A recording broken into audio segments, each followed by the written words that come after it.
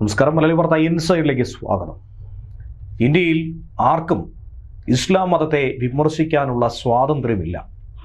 മറ്റു മതങ്ങളെ വിമർശിക്കാം, പക്ഷേ ഇസ്ലാം മതത്തെ വിമർശിച്ചാൽ തൊട്ടടുത്ത ദിവസം തന്നെ, തൊട്ടടുത്ത നിമിഷം തന്നെ ഷിയ ആചാരപ്രകാരമുള്ള ശിക്ഷാ നടപടികൾ നിങ്ങൾക്ക് നേരിടേണ്ടി വന്നിരിക്കും.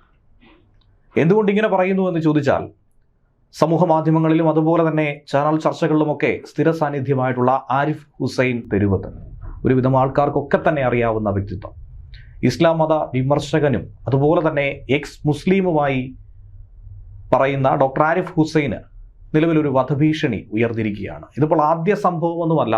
സമൂഹ മാധ്യമങ്ങളിലൂടെ ഒക്കെ തന്നെ പലതരത്തിലുള്ള ഭീഷണികൾ ഇദ്ദേഹം നേരിട്ടിട്ടുണ്ട്. പക്ഷേ ഇത് കാര്യത്തിൻ്റെ ഗൗരവം കുറച്ച് വർദ്ധിപ്പിക്കുന്നുണ്ട്. സംഭവം വന്നിരിക്കുന്നത് ഖമനേയിയെ വിമർശിച്ചതിന് പിന്നാലെയാണ്. ഇറാനിൽ ഖമനേയി ഭരണം എങ്ങനെയായിരുന്നു എന്നുള്ളത് തുറന്നു കാട്ടിയതിന് പിന്നാലെയാണ്. സംഭവത്തിൽ എന്തായിരുന്നാലും പോലീസിൽ പരാതി നൽകി, പോലീസ് കേസെടുത്തു.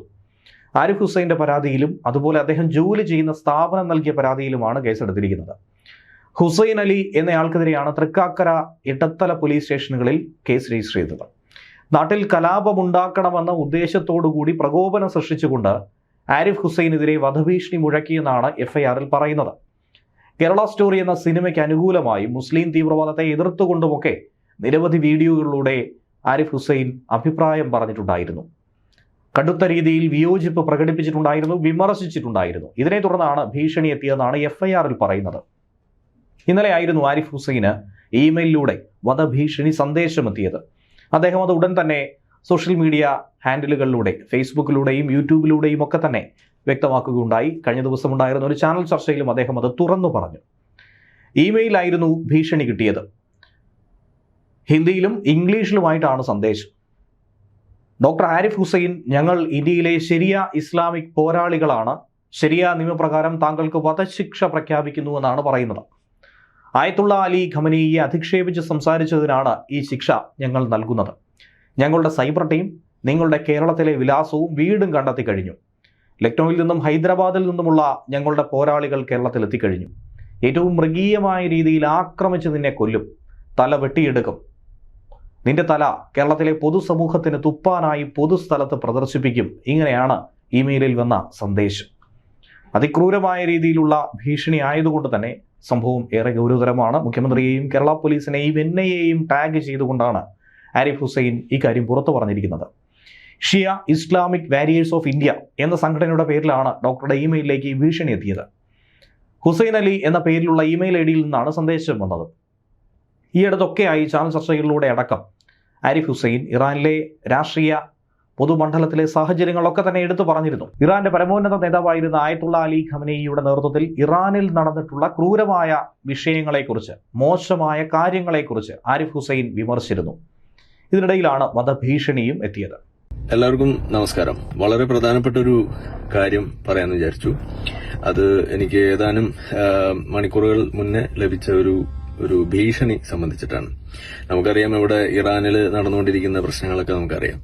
അപ്പൊ അത് സംബന്ധിച്ചിട്ട് നമ്മൾ അതിന്റെ കാര്യങ്ങൾ പറയുന്നു, അതിനെക്കുറിച്ചുള്ള വിമർശനങ്ങൾ നമ്മൾ ഉന്നയിക്കുന്നു. അത് പറയാനുള്ള അവകാശമുള്ള ഒരു രാജ്യത്തിരുന്നാണ് നമ്മളത് ചെയ്യുന്നത്. അപ്പൊ അത് ചെയ്തതിന്റെ ഭാഗമായിട്ട് നമ്മൾ ഉന്നയിച്ച വാദങ്ങൾ, അതിന്റെ മറുപടികളൊന്നും സ്വാഭാവികമായിട്ടും ഉണ്ടാവുന്നില്ല എന്നുള്ളത് നമുക്കറിയാം. പക്ഷെ അതിനുള്ള അവരുടെ കൂടെയുള്ള മറുപടി എന്ന് പറയുന്നത് വധഭീഷണിയാണ്. അപ്പോ ഇപ്പൊ ലഭിച്ചിരിക്കുന്ന ഈ ഭീഷണി എന്ന് പറയുന്നത് ഈ ഷിയ വാരിയേഴ്സ് എന്ന് പറഞ്ഞുകൊണ്ട് ഒരു ഇമെയിൽ ഐ ഡി, ആ ഗ്രൂപ്പിന്റെ ഒരു മെയിൽ ഐ ഡി, അതിൽ നിന്നാണ് എനിക്കിപ്പോ ഒരു ഭീഷണി ലഭിച്ചിരിക്കുന്നത്. എന്റെ തലയെടുക്കും, എന്നിട്ട് അത് പൊതുദർശനത്തിന് വെച്ച് ഇവിടെ ആളുകൾക്ക് തുപ്പാൻ വേണ്ടിയിട്ട് വെച്ചു കൊടുക്കും എന്നാണ് അതിനകത്ത് എഴുതി വെച്ചിരിക്കുന്നത്. അപ്പോൾ അവരുടെ വലിയൊരു ആഗ്രഹമാണ്. അപ്പൊ ഞാനിത് പറയുന്നത് എന്തിനാന്ന് വെച്ച് കഴിഞ്ഞാൽ, ഭീഷണി കണ്ട് ഭയക്കുക എന്നുള്ളതിനൊക്കെ അതൊന്നുമല്ല. അതൊക്കെ ഇതിനു മുന്നേ ഇതിനേക്കാൾ കൂടുതലൊക്കെ നമ്മൾ കണ്ടിട്ടുള്ളതാണ്. പക്ഷെ ഈ ഇത്തരത്തിലുള്ള ബ്ലാസ്ഫമി എന്ന് പറയുന്നത്, ഈ മതനിന്ദ നടത്തുന്നു എന്നതിന്റെ പേരിലൊക്കെ ഇതേപോലെ നടത്തുന്ന കാര്യങ്ങൾ, ഇതാണ് നമ്മളുടെ നാട്ടില് ഏറ്റവും കൂടുതൽ നമ്മൾ ചർച്ച ചെയ്യേണ്ട ഒരു സംഗതി. പക്ഷെ ഇത് പലപ്പോഴും ഈ ഇസ്ലാമിന്റെ ഭാഗത്തു നിന്നുള്ള സംഗതികളാവുമ്പോൾ ഇതൊന്നും വലിയ സംഭവമല്ല, ഇത് കുട്ടികളിയാണെന്നുള്ള രീതിയിലാണ് എടുക്കുക. അപ്പൊ അത് പറ്റില്ല, പാടില്ല എന്നുള്ളതാണ് ഞാൻ ഇവിടെ ആദ്യമേ പറയാനുള്ളത്. എന്തുകൊണ്ടാണ് ഇസ്ലാമിനെ പേപ്പട്ടി മതം എന്ന് ഞാൻ വിളിക്കുന്നത് എന്ന് ചോദിച്ചാൽ അതിന്റെ കാരണം ഇതാണ്. മറ്റു മതം പോലെയല്ല ഇത് എന്നത് തന്നെയാണ്. സോ ഇത് വളരെ സീരിയസ് ആയിട്ടുള്ള ഒരു വിഷയമാണ് എന്ന് ഒന്ന് അറിയിക്കാൻ വേണ്ടി. പ്രത്യേകിച്ച് ഇപ്പൊ കഴിഞ്ഞ ദിവസം നമ്മൾ കണ്ടു, സലീം വാസ്തിക് എന്ന് പറയുന്ന ഒരു എക്സ് മുസ്ലിമിന്റെ വീട്ടിൽ കയറിയാണ് വെട്ടിയതും കൊല്ലാൻ വേണ്ടിയിട്ട് നടത്തിയ ശ്രമം നമ്മൾ കണ്ടതാണ്. അപ്പൊ സംഭവിച്ചു കഴിഞ്ഞിട്ട് അയ്യോ എന്നൊന്നും പറഞ്ഞിട്ട് കാര്യമില്ല. പക്ഷെ ഇതിന്റെ ഈ കോർ ഇഷ്യൂ അത് തിരിച്ചറിഞ്ഞ് അതിന് വേണ്ട കാര്യങ്ങൾ ചെയ്യാൻ എല്ലാവരും ബാധ്യസ്ഥരാണ്. പൊതുസമൂഹം അതിന് ഉണരണം. അതോടൊപ്പം ഇവിടുത്തെ നിയമ സംവിധാനം ഉണരണം. അത് കൈകാര്യം ചെയ്യുന്ന പോലീസ് ഉദ്യോഗസ്ഥരായാലും എല്ലാവരും അതിനു വേണ്ടി മുന്നോട്ട് വരണം എന്നുള്ളത് ഒന്ന് ഓർപ്പിക്കുക എന്നുള്ളതാണ് ഉദ്ദേശം. അപ്പൊ അതിനുവേണ്ടി എല്ലാവരും ഒരുമിച്ച് നിൽക്കുക.